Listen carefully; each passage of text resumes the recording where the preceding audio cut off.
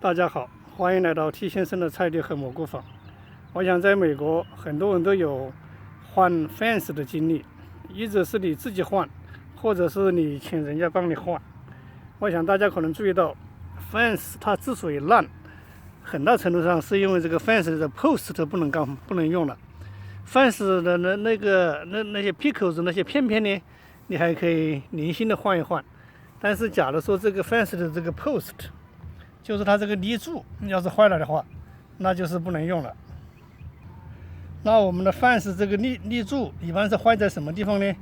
可以说100%的是坏的这个基部，其他的地方都是好好的。那这个基部呢，它朽烂了，不能用了。那这是为什么呢？是因为这个基部长期处于这个积水的过程当中。假如说你要是有精力在公园里转转，你看公园里有很多那些木质结构，要是假如不是在位于水中的话，像什么一个小小的滑梯啊，或者是一个小木桥啊，只要不在水中，那些木质结构可以 last forever。那我们的 fence post 之所以会烂，就是因为这个基部没有保护好。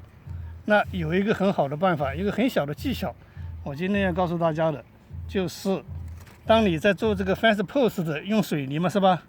用水泥，你把这个水泥把它浇到这个 above the ground， 这个是地表面，是吧？你把这个水泥高出地表面大概那个3到5英尺，所以说你这个 post 就永远不会浸在水里面。不管它下多大的雨，不管下多长时间的雨，这个雨呢，它落在这个 post 上面，然后顺着这个滑坡，它雨就淋下去了。所以这个 fence 的 post 这个 post 的基部永远不会浸在水当中。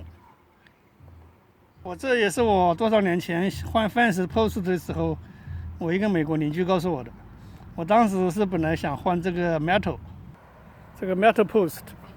这个东西可以说是 last forever 哈，因为这个东西它永远也不会朽坏，但这个的成本呢是那个好几倍。你这个东西你不光只是要买这么个柱子，你还要买这个 cap， 买这个 bracket， 买这个螺丝，这个成本是很高的。所以我的邻居就告诉我，没有必要，你就用这个 treated wood， 把基部把水泥浇到基部以上。把这个 post 的基部好好保护好，它可以last到50年、100年，不会坏的。那这一点我是很同意的。为什么呢？因为这个木材的腐烂过程，它根本上是一个微生物过程。就是当你这个 post 的这个木质结构长期处在水中当中的时候，这个微生物提供了一个很好的环境，所以它就天长日久，慢慢的就把这个 post 就侵蚀坏了。不管你这个 post 你这个木头是treated wood 还是 regular wood 还是 cedar wood， 它都会烂，时间久了都烂。所以这是给大家分享这么一个小技巧哈。那为什么那些商业 build 的他们不做这一招呢？这个小小的技巧，这好像是浪费了很多水泥是吧？其实没有，就是2锹水泥而已，没有浪费多少水泥。但是你要知道，他们是机械化作业的。他们挖个坑是用机器挖的，然后一包水泥往里面一倒，远远没有我们水泥倒的多。他们坑倒是挖得很深，然后呢，他不会给你搞这么一个高出地表面的。假如说你请人换，那你就一定要监督他，然后做到这一点，把这个水泥高出地表面这么3到5寸就好了。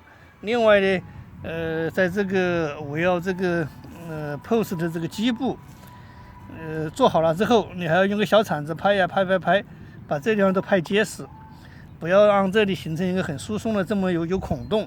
有孔洞的话呢，水还是容易进去。所以说这是一个小技巧，怎么使你自己做的 fence post 能够 last forever。那另外我今天也顺便跟大家介绍一下，怎么节约成本，节约水泥，而且挖洞也挖得方便。因为我们自己挖坑嘛，你没有那种挖坑的工具，我们就是用锹。对于一个8尺长的这个 post，你至少要向地面挖2英尺，2英尺还是很难的挖的，朋友们。那你要是口挖小的呢，很难的挖下去；要口挖大了呢，你要费很多水泥。那有个办法，就是你把坑可以挖大一点，但是呢，也可以节约水泥。这个办法就是我这里用的，看。我们来把它打开哈。你看我这坑还是挖的比较大，坑挖的是比较大的，而且这个 post 的基部，我里面是灌满了水泥的，整个这个坑里面都是灌满了水泥。但是当水泥灌到一半，灌到1英尺以上的时候，我就开始用这种结构，就是相当于给它做一个 box 吧，就把这个水泥呢就只是限制在一个很小的区域。大家记得要用一张纸哈，你千万不可能用这个砖头直接来围来做这个 box， 否则的话呢，这个水泥会把你的这个砖头啊，给它焊接到这个水泥柱子上面去了。你看，这就是做成就是这个样子的，做出来。